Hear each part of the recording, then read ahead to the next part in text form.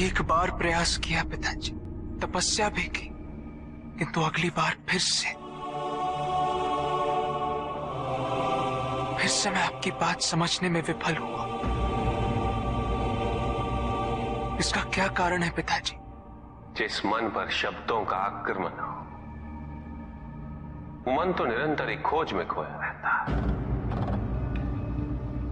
कभी शास्त्रों में, कभी पर्वतों पर, कभी समुद्र के किनारे, तो कभी तीर्थ स्थलों पर, कभी मंदिरों में, कभी वन में। किंतु जो वो खोज रहा होता है वो कभी मिलता नहीं, क्योंकि मन तो अभी भी स्थिर नहीं। वो व्यक्ति जहां भी रहे पुत्र, जहां भी जाए और जहां भी खोजे, तुमने भी सदैव शब्दों पर ध्यान दिया है कार्तिक। भले ही वो मेरे शब्द हो या किसी और की, तुम्हारी प्रतिक्रिया तो उन शब्दों पर ही आती। और जो मन केवल शब्दों को सुनता है, वो उसके निहित अर्थ से स्वयं वंचित रह जाता। शब्दों की सत्यता को समझने के लिए, उनकी अनुभूति के लिए, मन में शांति के साथ साथ रिक्तता भी अनिवार्य है, शून्यता भी अनिवार्य है। मन में इतना स्थान होना चाहिए पुत्र कि वो शब्दों के परे पहुंचने की यात्रा कर सके। किंतु मन कभी शून्य नहीं रहता, रिक्त नहीं रहता। वो सोचता है कि शब्दों का आधिक्य ही ज्ञान अर्जन है, शब्दों से ही ज्ञान है, इसलिए शब्दों का संचय करता रहता है। मन ये नहीं जानता कि परम ज्ञान तो शब्द अतीत है, एक अनुभूति जिसे शब्दों से बांधना असंभव है।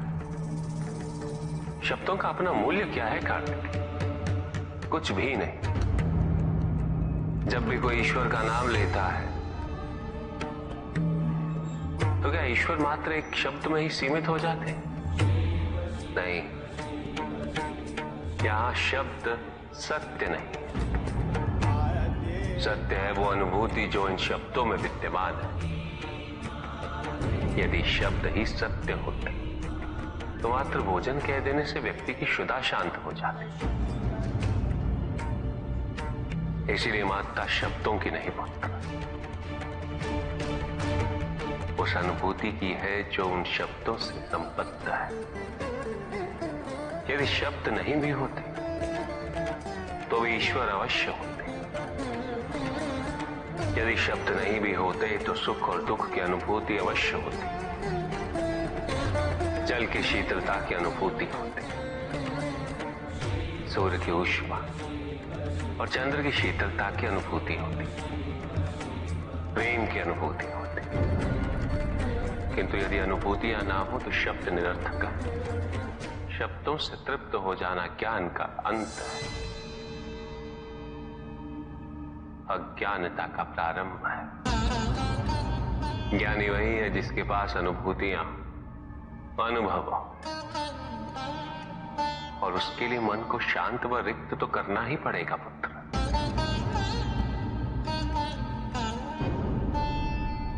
युद्ध किसी व्यक्ति से नहीं गणेश, मानसिकता से होता है। युद्ध में संघर्ष अच्छाई या बुराई का नहीं होता, सभी में अच्छाई है और बुराई भी है पुत्र। युद्ध तो विचारधाराओं का होता है। व्यक्ति अपने पराक्रम पर, अपनी क्षमता पर विश्वास कर युद्ध करता है, और जब उस विश्वास को क्षति पहुंचती तो सब कुछ निरर्थक प्रतीत होने लगता है। किंतु आपसे पराजित होकर भी लोहितांग क्यों नहीं समझ रहा? उसे अपनी स्वतंत्र इच्छा का उपयोग कर उचित मार्ग पर चलने का प्रयास करना चाहिए। व्यक्ति अपने को खो दे समझती है, व्यक्ति अपने को समर्पित कर दे, छोड़ दे अहंकार को, तो भ्रम की इच्छा ही पूर्ण होती है। और अभी भी वही फलित हो रही है। ऐसा नहीं है कि हम उससे भिन्न फलित करा लेंगे, लेकिन व्यक्ति भिन्न फलित कराने में लड़ेंगे, टूटेंगे, नष्ट होंगे। एक नदी में एक बार बाढ़ आ गई पुत्र। दो छोटे से तृण उसमें बह रहे थे और उसमें से एक नदी में तिरछा पड़ गया और वो बाढ़ को रोकने का प्रयास कर रहा था। वो अत्यंत ऊंचे स्वर में कह रहा था कि नदी को आगे नहीं बढ़ने देगा। यद्यपि नदी तो बस बढ़ती ही जा रही थी। वो फिर ऊंचे स्वर में यही कह रहा था कि मैं इसे अवश्य रोकूंगा, यद्यपि रोक नहीं पा रहा था। नदी को तो उसके संघर्ष का कुछ भी पता नहीं चल रहा था, किंतु नदी को उसके होने या ना होने से क्या अंतर। उस कण के लिए तो यह अत्यंत महत्वपूर्ण था।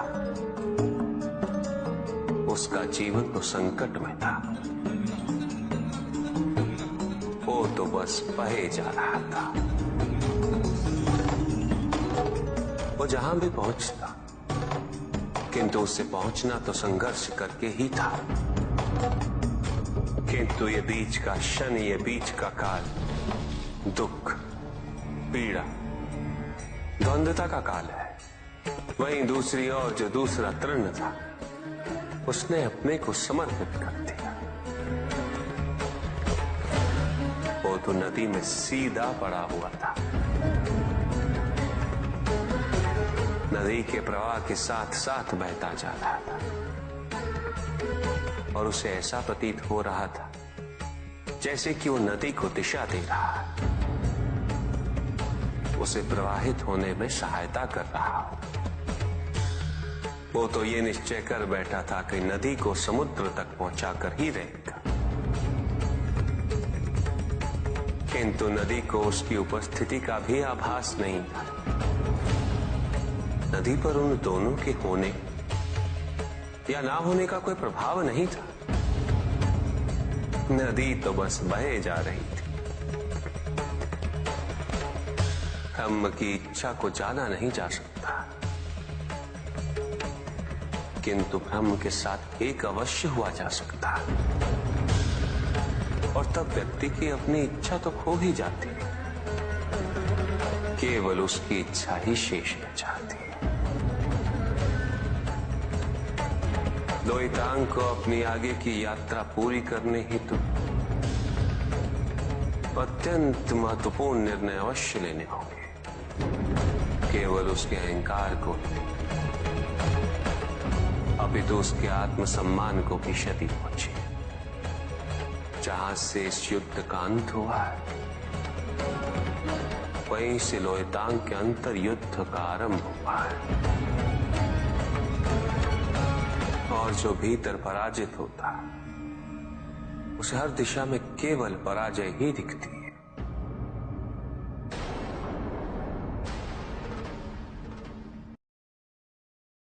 एक प्रश्न पूछ सकता हूं? अवश्य ऋषि कश्यप। जहां प्रश्न नहीं वहां जिज्ञासा नहीं, और जहां जिज्ञासा नहीं होती वहां ज्ञान की वृद्धि नहीं हो सकती। निसंकोच होकर पूछिए। प्रभु, आप तो कालोपरी हैं, सर्वज्ञ हैं, त्रिकालदर्शी हैं। चारों ओर ये जो अज्ञान का अंधकार फैल रहा है, उसमें ज्ञान का मूल अर्थ कहीं ना कहीं खोता जा रहा। मेरा आपसे विनम्र निवेदन है प्रभु, किसी अन्य विषय पर चर्चा आरंभ करने से पूर्व हमारे और इस समस्त संसार के कल्याण और मार्गदर्शन हेतु आप ज्ञान की मूल परिभाषा से एक बार हमें पुनः अवगत करवाएं। ज्ञान और अज्ञान की परिभाषा को स्पष्ट रूप से समझने के लिए ज्ञान और अज्ञान की विशेषताओं का स्मरण करना आवश्यक है।